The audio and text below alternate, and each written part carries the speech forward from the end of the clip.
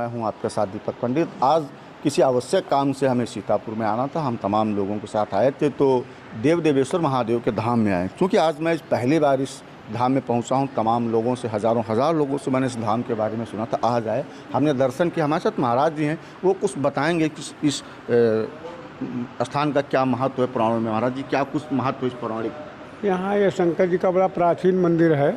सतयुग में लोग बताते हैं, पुराणों में भी लिखा है कि सतयुग में वृत्तासुर के आतंक में इंद्र बड़ा परेशान हुए और यहाँ आकर उन्होंने प्रार्थना की, भगवान शंकर की तपस्या किया और उनका प्राकट्य यहाँ पर हुआ। उन्होंने इसका रास्ता पूछा कि वृत्तासुर से छुटकारा कैसे मिलेगा, तो उन्होंने बोले देखो ऐसा है, उससे तभी जीत पाओगे जब हम कुछ जमाना पहले अपने असशस्त्र दधीच को दे दिए थे, उनके पास हैं, वो मिल जाएंगे तो आप ऐसा कर लेंगे। महर्षि दधीच को? हाँ। तो वहीं वो गए तो वहाँ पर वो घोंट पी चुके थे, तो उन्होंने अस्थियाँ बोले हमारे अस्थियाँ ही वो उतनी ताकत रखती, तो हम सब तीर्थ कर लेंगे तो आपको अस्थियाँ देंगे। तो वही 84 कोस परिक्रमा में सभी देवता बैठे हुए हैं इंद्र के बुलावे से। अच्छा, जैसे 84 कोस यात्रा की परिक्रमा कही जाती है। हाँ, और यहाँ नीचे देखो रामेश्वरम मंदिर है, वो वही दधीच के इंद्र के बुलाने से यहाँ आए थे। अभी मंदिर नीचे आप गए होंगे, नहीं गए तो आप जाके देख लें जी।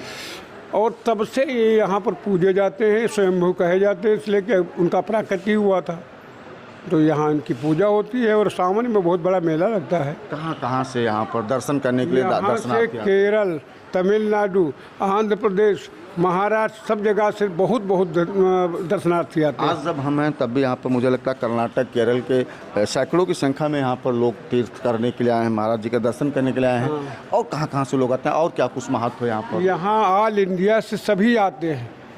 यहाँ अंग्रेज़ तो नहीं देखने को मिलते हैं, लेकिन हमारे भारतवर्ष में कोई ऐसा प्रांत नहीं है जहाँ से लोग आते न हो। यहाँ पर खजूर का बहुत तमाम सैकड़ों की संख्या में, कहूँ हज़ारों की संख्या में यहाँ पर पेड़ हैं, वृक्ष हैं। क्या लगता है इन खजूरों का क्या महत्व? तो पहले तो इतने खजूर थे कि यहाँ अंधेरा हो जाता था। अब धीरे धीरे खजूर पुराने हो गए, गिर जाए, सैकड़ों साल के पेड़ हैं, हज़ारों साल के पेड़ होंगे, और ये धीरे धीरे आंधी में टूट जाते हैं तो कम हो गए हैं। मनोकामनाओं को लेकर के क्या कुछ महत्व है इस स्थान का?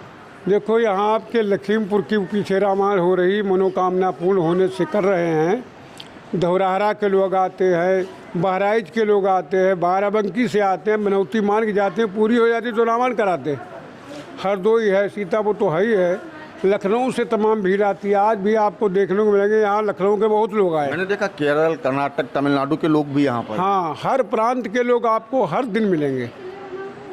सीतापुर से यहाँ तक आने का मुख्य मार्ग क्या है? अगर कोई वीडियो देख रहा है तो उसको कैसे यहाँ तक आना होगा, साधन क्या है? वहाँ से आने के 2 मार्ग है, रेलवे का भी है और रोडवेज सरकारी बस आती है। इसके अलावा प्राइवेट बस चलती है और तमाम टैक्सियाँ चलती हैं। सीतापुर से आदमी कहाँ आएगा? सीतापुर से नैमिषारण्य सीधे आएगा, मिश्रिक होते हुए, और यही यहाँ तक चलती है। तो हमारे साथ महाराज जी बात कर रहे थे, उन्होंने सीधे तौर पर बताया कि इस स्थान का कितना पौराणिक महत्व है। सतयुग से लेकर के आज तक लगातार यहाँ पर इसका जो महत्व, उसके बारे में विस्तार रूप से हमको महाराज जी ने बताया। साथ ही यह भी बताया कि देश के किन किन प्रांतों से यहाँ पर श्रद्धालु आते हैं, देव देवेश्वर के दर्शन करते हैं, और लगातार यहाँ पर श्रद्धालुओं की भीड़ बनी रहती है। ऐसी और तमाम खबरों के लिए आप बने रहेगा हमारे साथ। यूपी खबर हिंदी के लिए मैं दीपक पंडित, लखीमपुर खीरी।